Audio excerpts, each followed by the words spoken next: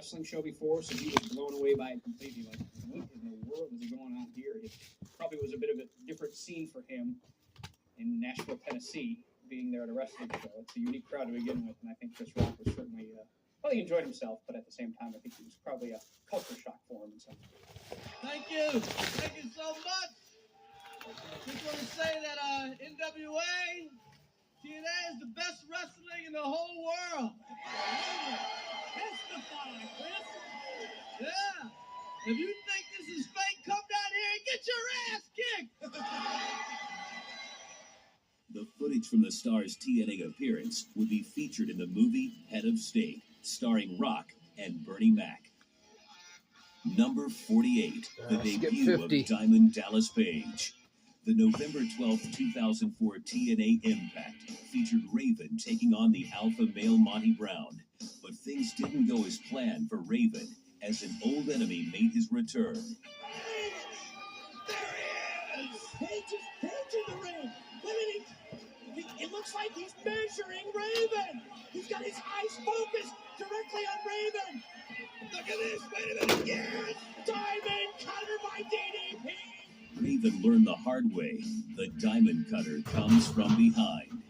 After the attack, cameras caught up to DDP in the back. Face? Come on, Diamond Dallas Page. We've been friends a long time. Can't you give the franchise a scoop? What's up with you, Raven? Raven knows exactly what I'm here. Nevermore. Huh. Sounds to me like DDP and Raven have some unfinished business. Mike, who knows where that's going to lead? You know, I've been DDP for a long time. DDP's been around for a long time. In fact, his social security number is 1. And the cop pulled him over and asked him for his ID. He showed him a rock. Be that as it may, DDP showing up was just more heartache and just more despair in my life. But I like despair. I like heartache. So it really wasn't that bad. Number 47, Jeff Jarrett brawls with the Tennessee Titans. On July 22nd, 2002, members of the NFL's Tennessee Titans were in attendance on TNA's pay-per-view when the King of the Mountain, Jeff Jarrett, decided to pick a fight. The third one, screw the Titans. I'm a winner. I'm a damn winner, Jack. It's the Tennessee Titans right there. They had their shot at the Super Bowl, and they blew it. When I get my... It was an all-out brawl as the Titans jumped the guardrail and went after Jarrett. To his credit, Jarrett held his own against the NFL's elite. What is this? Jarrett fighting him up. He's calling for his teammates. Look at this. Jarrett has got to be out of his mind going after these guys. Wow, what a night that was. I think they took to heart what I said a little bit too seriously. And you know, Frank Wycheck is a personal friend of mine, but Zach Piller and Fred Miller and a couple other guys took offense to me telling them that they were a bunch of losers, which the King of the Mountain is not. But they bailed, and then the entire dressing room came out in an impromptu brawl. Yes, it is counter by Wycheck. Oh, my God. No! Jarrett is out.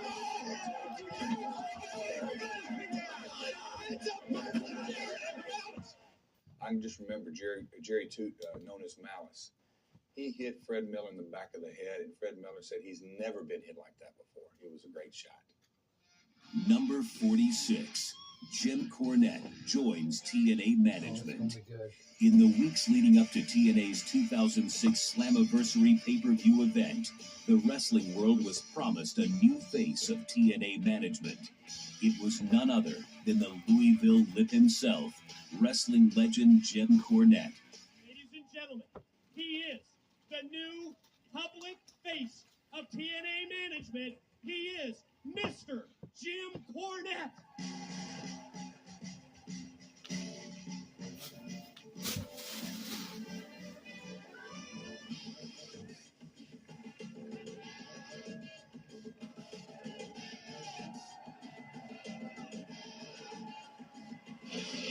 And here he comes.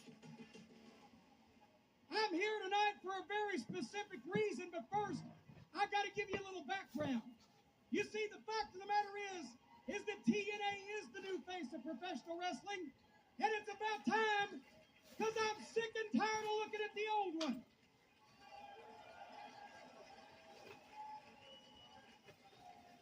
Over the past few weeks, even though I couldn't be here because of my knee injury, I've been keeping an eye on things. And I heard a lot about what's been said about TNA.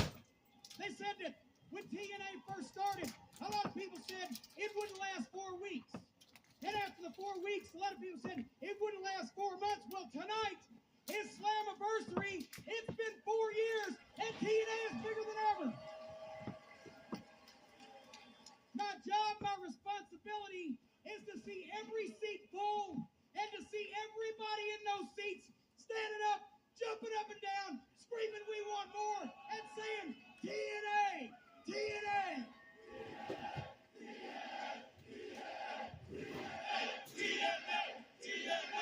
Give me a shot, Mr. Cameraman. TNA personnel, wrestlers, referees, announcers, managers, cameramen, whoever. We got 3 goals here, pals. I want people who can have great matches. I want people who can sell pay-per-views. And I want people who can draw ratings. Now, if I see that you can accomplish one of those 3 goals, you're on Jim Cornette's good side. But if you can't, then you need to explore other employment opportunities. Because I promise you this, you think that I don't have the pull or the authority to stand here and talk like this with bass in my voice? Management's on my side.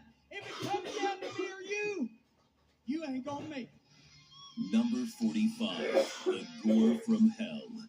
On January 28, 2006, the Monster Abyss and the War Machine Rhyno attempted to finally settle their war on TNA Impact. During the match, the out-of-control brawl spilled to the steel entrance set, and that's when all hell broke loose. Oh, what a shot by the garbage can! And Abyss, he was level with that one to the head. The referee, Andrew Thomas, has stepped aside. What did he say? He said gore? I thought he said. Gonna gore? Where's he gonna gore him into? Gore him! Abyss to his feet! Oh my God! Right through the wall! He gored him right through the wall! Unbelievable!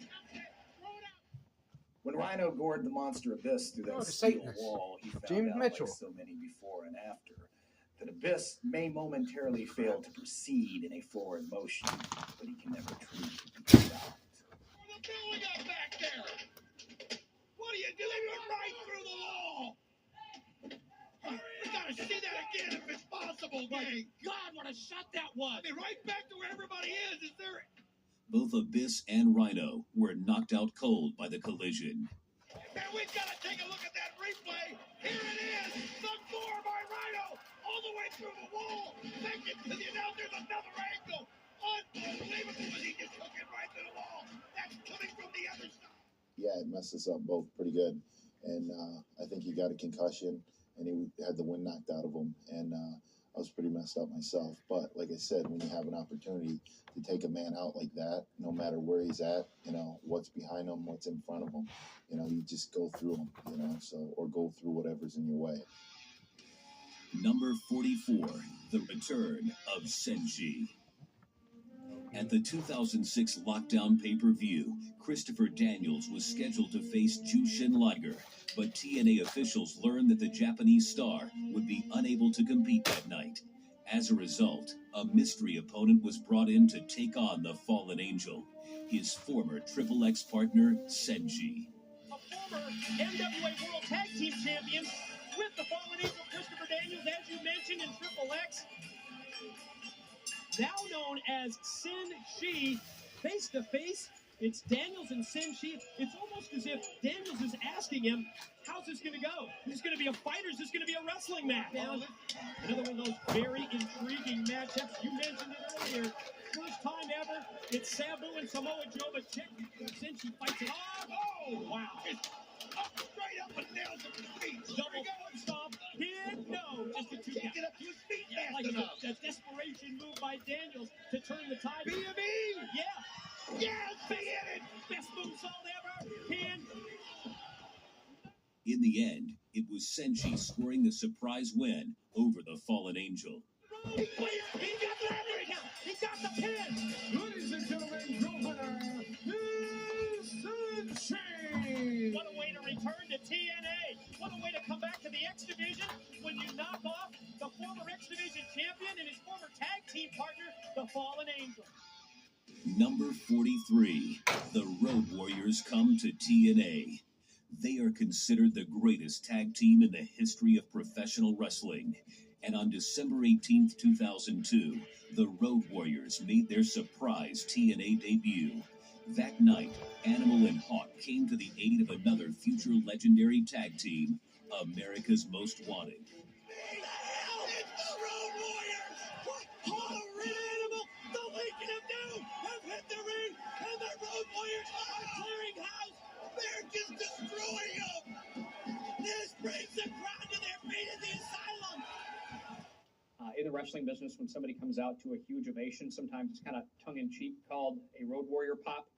But we get to experience a Road Warrior pop live in the asylum for the first time. And, a lot of people said it was Road Warrior Pop 85 is what they would compare it to. Well, this is Road Warrior Pop 2002 because the building came unglued when they came out. And it was neat. Certainly one of the greatest tag teams of all time. Seeing them in TNA for a short time, where the fans really enjoyed it, and we did too. Can you believe it, Mike? Check this out. Here it is. Oh, Doomsday device. The Legion of Doom just hit it. It's a slam by Animal. Hawk back to the top. Are they going to hit him with the Doomsday now? Big flash up the top. The Roadies are back. The Road Warriors are back. The crowd is going absolutely ballistic. They made their mark in the NWA originally. And the Road Warriors, Hawk and Animal, are back in the NWA. There's America's Most Wanted wins it. The winners of the match, America's Most Wanted. Wow! Can you believe? How do you top that one? You know what, all the fans... And I'll tell you that the main thing I remember about that, and this is honest to God truth, I remember laying down in the ring, and anytime somebody debuts, music hits or, pyro or something like that, there was none of that in this. It was just a complete them running down the ramp and hitting the ring, and the roar of the crowd was something I hadn't heard. A lot of times the music will overlap that. The roar was unbelievable. I had to turn around to figure out what was going on myself, and they just came in and they kicked ass, and it was one of my most memorable moments. Number 42, Joe versus Liger. It was a clash between two international stars at the 2005 Bound for Glory pay-per-view when Samoa Joe faced Japanese legend Jushin Liger. Liger is regarded as a true pioneer of the X Division style, but that night he met the future of the X-Class in the Samoan submission machine. Liger's resume and stuff that he's done for wrestling in general, and very much to the X Division style, is unrivaled. I mean, when you look at guys, the shooting star press came from Liger. The popularization of the moonsault came from Liger. A lot of the high-flying things that you see today, Liger is responsible for. And Liger high risk from the top. Oh, look at the strength though of Samoa Joe. Oh, it just went right into his plan. Samoa Joe, you're often thinking about the muscle buster. Look at this. Here we go. 2. Oh, what a way to counter it though. Top rope. Oh, high with the frog splash. Here's the cover. Here's 2. Look at the power of Samoa Joe.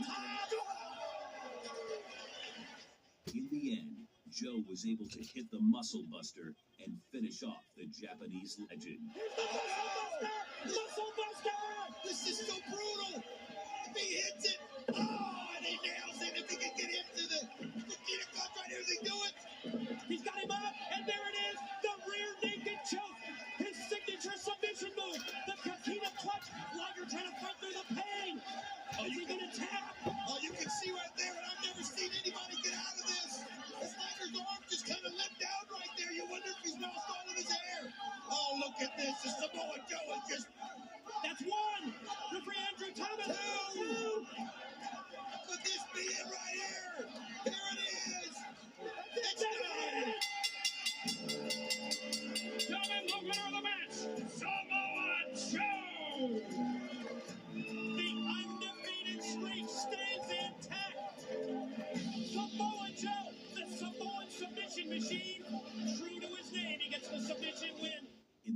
battle of international stars, Samoa Joe reigns supreme. Number 41, the Team 3D funeral. No one will ever forget the utter disrespect by America's Most Wanted when they held a funeral for the career of Team 3D. To reflect upon the demise. You say Kevin Dunn. But this is not a time of mourning. Rather, it is a time of glorious celebration. For Team 3D descended upon TNA like a pair of carpetbaggers, intent on stealing the spotlight from each and every one of you, when it was in fact you that brought TNA to the dance, not Team 3D.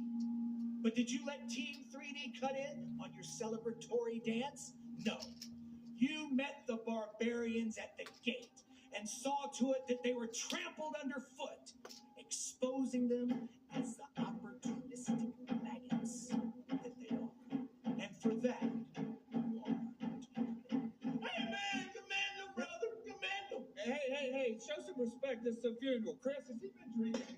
No, sir. I gotta piss. Hurry up, though. Hurry up. I would like to now turn the lectern over to America's Most Wanted. Gentlemen, come in.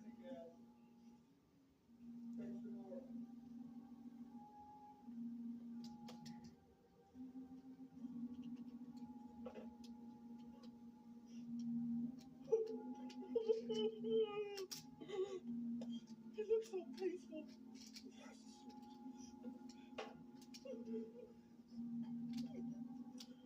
Ashes to ashes, dust to dust. If it wasn't for America's Most Wanted, Team 3D might still be with us.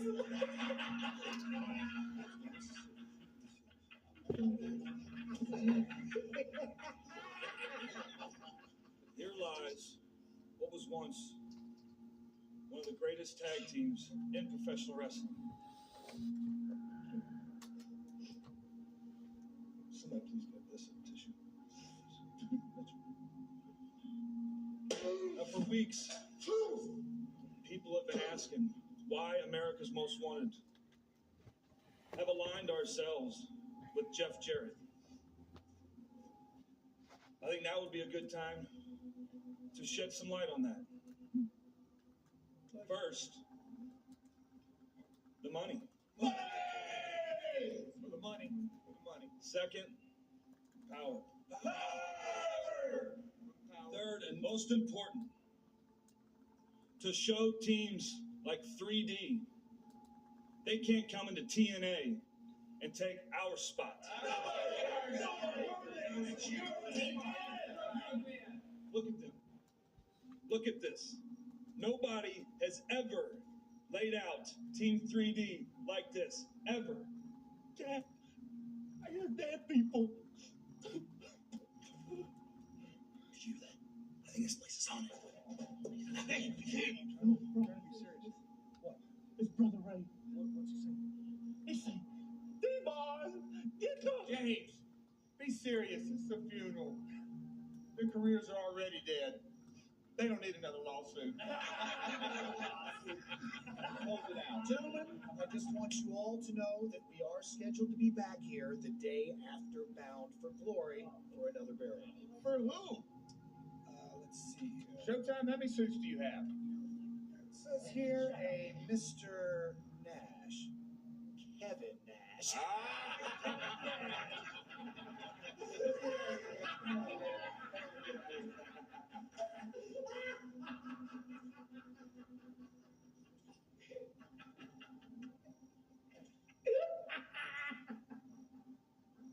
Chris, get James. The hell are you doing? Not the casket. I told you. You gotta be serious. Come on, James. Team 3D funeral. Well, you, my friend, were the star of the show, so let's hear about that. Team 3D, who are they? They may have did something else in like the other companies or whatever, but when they come to TNA, no, I don't. This is our baby. We're the tag team here, and they talk about the infamous peeing scene. Yeah, I pissed on you 3D because we are the greatest tag team in TNA. Get a clue. Something good. But, like he was saying, on a serious note, we had Team 3D come into our group, our organization, trying to take over. And I think a lot of people were looking at, well, then AMW is going to have to take a sidestep. And so what we did is we one-upped them, and we had a little attitude change that came along with it, which, I think was long overdue. And we took them head on. And I believe, at the end of that feud, we were still the tag team champions. So. Number 40, Toby Keith makes his in-ring debut on the first TNA pay-per-view on June 19th, 2002. Music icon Toby Keith performed his hit song Angry American on the live broadcast. Guys, we'll always stand up and salute. We'll always recognize when we see old glory flying. There's a lot of men dead, so we can sleep in peace at night when we lay down our heads. My dad served in the army, where he lost his right eye, but he flew a flag out in our yard. To the day that he died, he wanted my mother and my brother, my sister and me to grow up and live happy in the land of the free. Now this nation that I love has fallen under attack. A mighty sucker punch came flying in from somewhere in the back. Soon as we could see clearly through our big black eye, man, we lit up your world like the 4th of July. Hey, Uncle Sam, put your name at the top of his list, and the Statue of Liberty started shaking her fist, and the eagle will fly, and it's gonna be hell when you hear Mother Freedom start ringing her bell. It'll feel like the whole wide world is raining down on you. Brought to you courtesy of the red, white, and blue.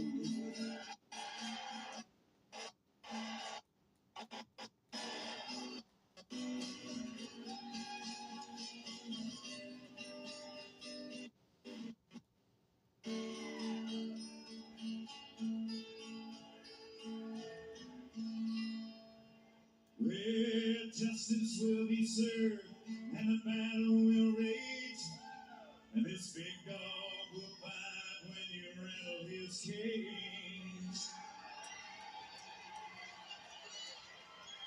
And you will be sorry that you messed with the US of A.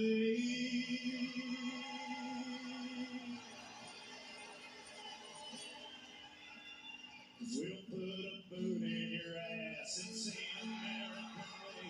Hey, Uncle Sam, put your name at the top of his list, and the Statue of Liberty started shaking her fist, and an eagle will fly, and it's gonna be hell when you hear Mother Freedom start ringing her bell. It'll feel like a... Wait a minute, what is Jeff Jarrett doing? Well, he got under Jackie Fargo's skin earlier tonight, and I think he's not done wanting to stop there. The lack of this lack of respect that we have seen this entire evening from Jeff Jarrett is sickening. Toby Keith is a little upset. What is his problem tonight? I think the word PO'd is what Toby Keith is, and so's Jarrett. Hey, Toby Keith, nobody wants to hear you. Nobody wants to hear you sing. Nobody wants to hear that damn song. So take your angry American ass right out of here. Speak for yourself, Jarrett. So it's time to get the main event going. You hold your ass straight out of here. I've got a world title to win. So beat it, pal. Jarrett, entrant number 1. Hey, Toby, I've just got a few words for you and everybody in this building. How do you like me now? Oh, man. But Toby. Later in the Battle Royal, Toby Keith got his revenge when he hit the ring and eliminated Jarrett from the bout. Toby Keith has come to ringside. Is he an entrant? Nobody's making himself an entrant. What is he doing in there? He has no business He's in there. right in the face of Jeff Jarrett. What is this? It's Toby Keith.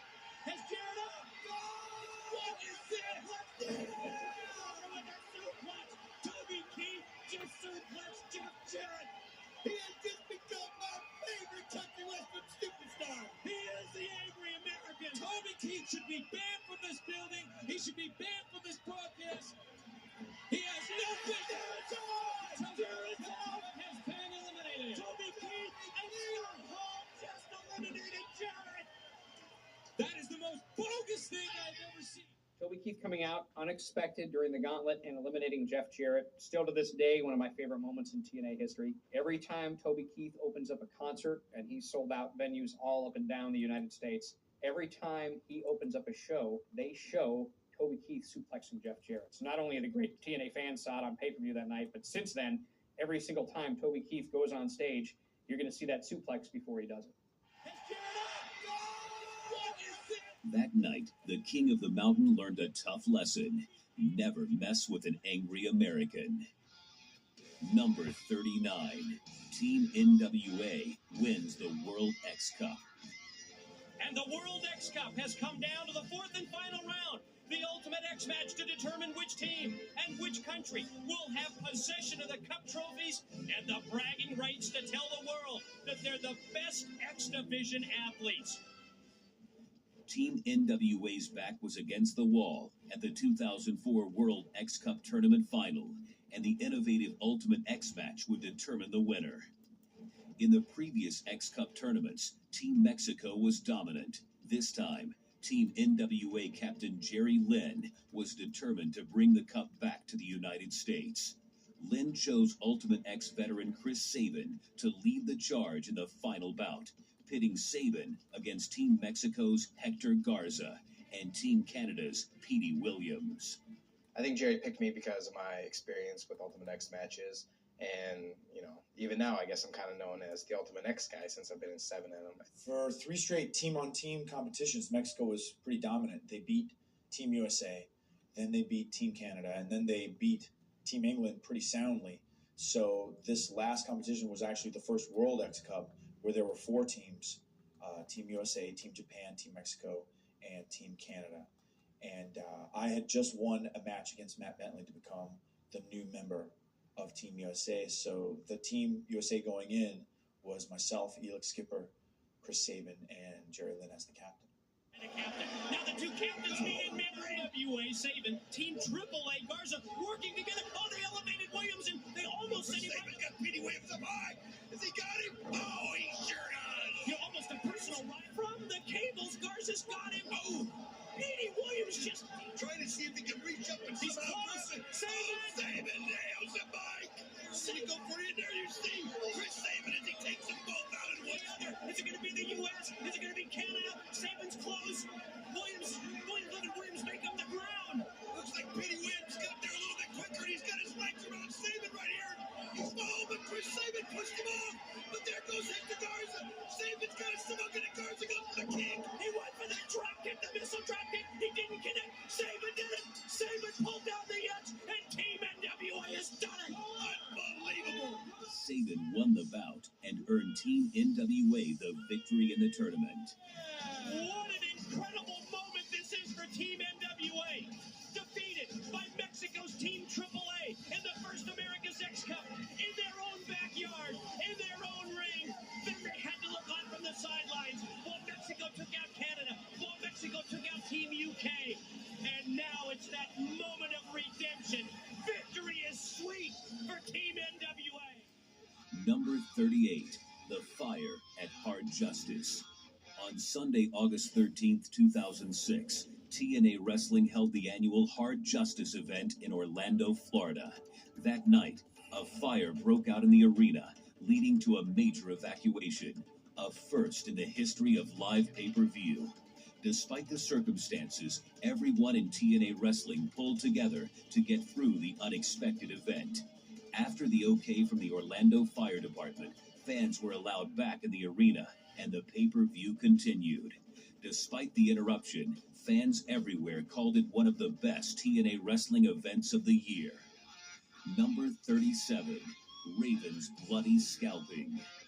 On September 17th, 2003, it was hair versus hair when Raven battled bitter rival Shane Douglas. Due to Vampiro, Raven lost the match and was forced to lose his hair. What followed was one of the most stomach-turning moments in TNA wrestling history, as manager Jim Mitchell literally scalped his nemesis with steel cutting shears. We've been wanting to know who it was for months. It was Vampiro all this time. Mike, no, this is wrong. There's no way they can allow this. Hopefully the referees, security, they cannot allow this to be, his hair to be cut, Mike. I mean, I wouldn't even blame Raven if he refused. No, he can't do it. How could you blame him even if Raven refused? That was not. How do you like a shower, Asylum? Welcome to your destiny, Raven! Don't let him do it, Raven. How do you like your hero now? Look at Raven. I didn't earn it. I told you I didn't earn it. You didn't earn it. Oh, no. They're shaving his head. They're not. Douglas. This is just wrong. It's your destiny. It's your hero's destiny. Douglas made a deal with the devil. My God, this is just wrong. Vampiro, the franchise, and the devil. How do you like it, Raven? They just delivered Raven. Come on. Holy cow. Your hero now. They just delivered him straight to hell. Mike, this is the wrong type of humiliation. I can't take it. I can't even watch it, Mike. This is wrong. Don West throwing down his headsets. Damn it, I don't blame you, Don. I don't blame you. And now, putting the mirror up, forcing Raven to look at his own image. His head-shaped ball. At your destiny. This is BS. This sucks. I've lost my objectivity, and I don't give a damn. I've seen a lot of sick things in this business. I've seen people's bones broken, compound fractures, broken necks.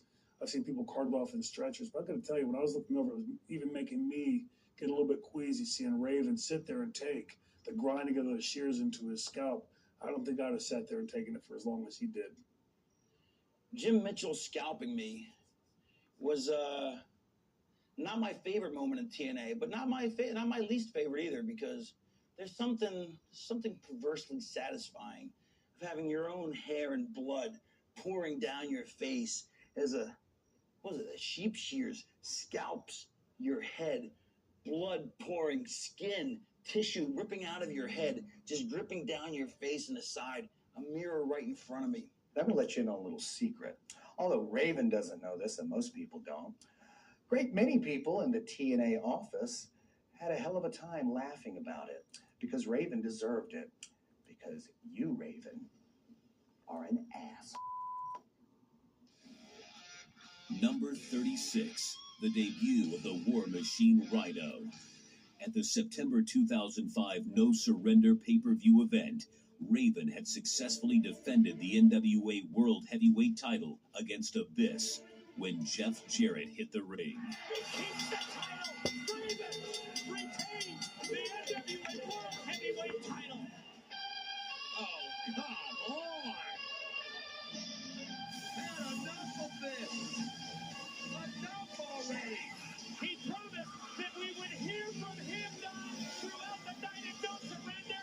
And here is the former, and let me underline that word, former NWA World Heavyweight Champion Jeff Jarrett.